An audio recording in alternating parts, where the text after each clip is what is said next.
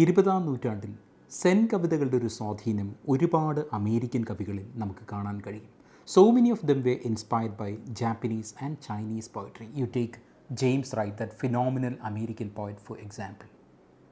Although Wright experimented with style and language, his themes, loneliness and alienation, they remained constant in his poems. പക്ഷേ നമ്മൾ ഇന്ന് വായിക്കുന്ന കവിത അദ്ദേഹത്തിൻ്റെ വളരെ പോസിറ്റീവായ ഒരു പോമാണ്. എ ബ്ലെസ്സിങ്, ഒരു അനുഗ്രഹം. Like what we saw last week in Robert Frost's poem, Stopping by the Woods on a Snowy Evening. Our poem, A Blessing, also tells us about a break from a journey. A stepping out from the routines of life, a moment of absolute silence, attentiveness and mindfulness amidst the noisy rush of the world, against the heavy traffic of the world. Kavitha.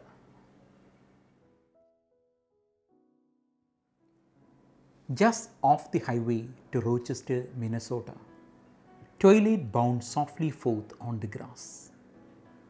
The poet is on his way from one place to another. Then he feels compelled to stop. But unlike the journey that Frost made in the poem that we read last week, here we know where that poet is headed to, is going to. He has this destination in his mind. Rochester, Minnesota. He is going there. Then he stops. സന്ധ്യാ വെളിച്ചം ആ പുല്ലിൽ മൃദുവായി വീണ് തെറിക്കുന്നു. I love that phrase. Twilight bound softly forth on the grass. And that light has got enough charm to seek the attention of a poet. Of a poet who's so busy going elsewhere, going to Rochester, Minnesota. അതുപോലെ ആ സന്ധ്യയും രാത്രിയും പകലുമല്ലാത്ത ആ സന്ധ്യ, ഒരു അരണ്ട വെളിച്ചം. അങ്ങനെയുള്ള നേരങ്ങളിലാണ്, ഇടങ്ങളിലാണ് അത്ഭുതങ്ങൾ സംഭവിക്കുന്നത്. Will the poet step out of his planned trip to the unsure world, to the bosom of Mother Nature, where one has to surrender his ego and all his plans? And the eyes of those two Indian ponies darkened with kindness. They have come out of the willows to welcome my friend and me. അവിടെയതാ ആ പുൽത്തകടിയിൽ രണ്ട് ചെറിയ കുതിരകൾ, ponies. And look at the eyes. They are dark with kindness. Only if you look long, only if you look deep, you can see the kindness in the eyes of the other. And those bees are so glad at seeing our poet and his friend.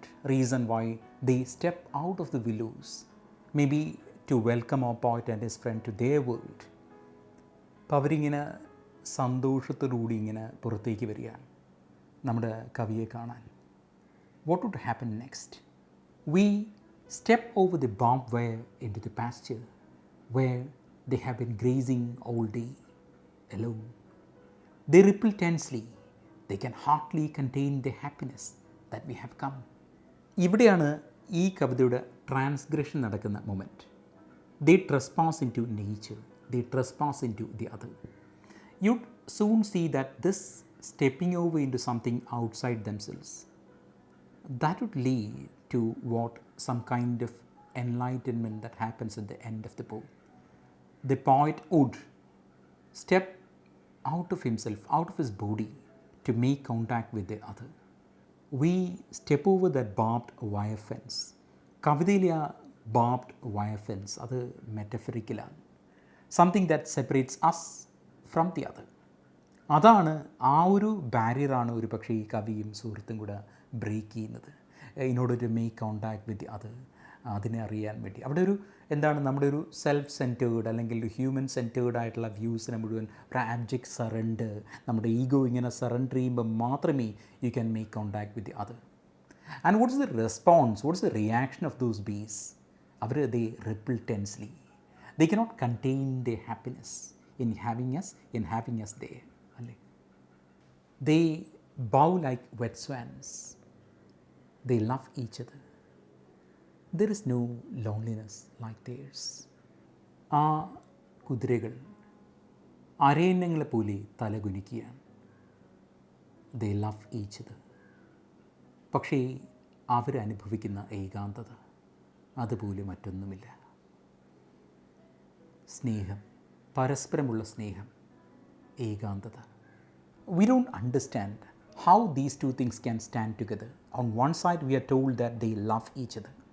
Then how can they be lonely? Maybe we are told that they have been grazing on that pasture all day, alone, the poet said. That's the reason why those bees got very happy seeing our poet and his friend stepping over the barbed fence towards them. Or maybe this is the loneliness of a non-human natural world that we can never relate to. At home, once more, they begin munching the young tufts of spring in the darkness.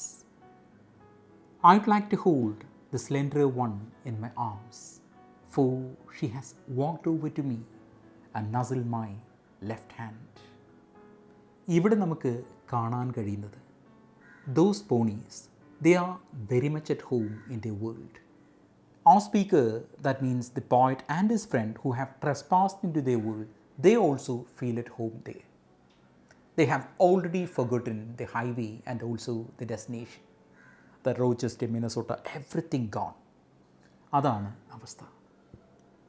അപ്പം അതിൽ one of the ponies, she walks over to our poet and nuzzles his left hand. ആ contact ഉണ്ടാവുകയാണ്, സ്പർശം. She is black and white.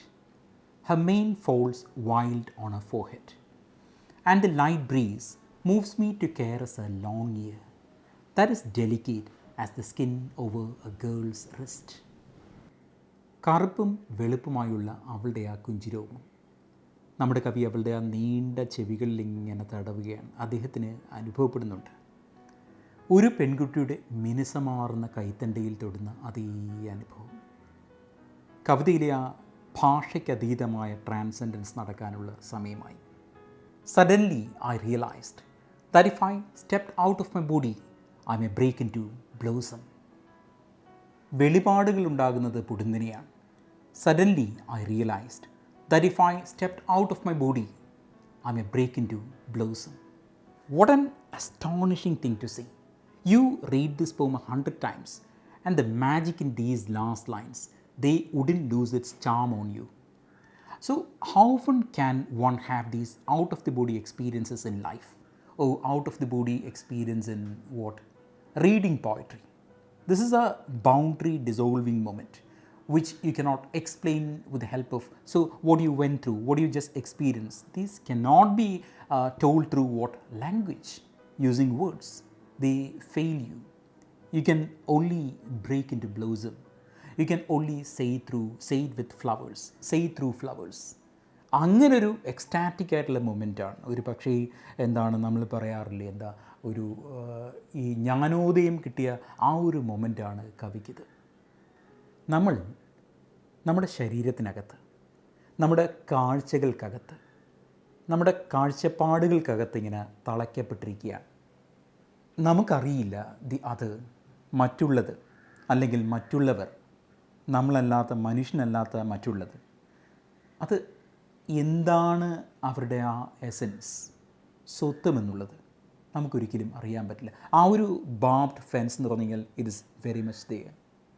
അപ്പോൾ ആ ഒരു വേലിയാണ് ഒരു പക്ഷേ ഈ കവി കഥാപാത്രത്തിലൂടെ മറികടക്കുന്നത്, അപ്പുറത്തെത്തുന്നത്. To know the other, to make contact with the other.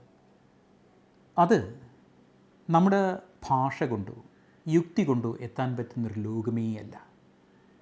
കവിതയിലും കവി അങ്ങോട്ടേക്ക് ചൂണ്ടിക്കാണിക്കുന്നത് മാത്രമേ ഉള്ളൂ. If I stepped out of my body എന്നാണ് പറയുന്നത്. ആ ട്രാൻസെൻഡൻസ് ഈസ് ഓൾവേസ് ദെയർ. അതവിടെ ഉണ്ട്. It's only a step away, waiting to be taken.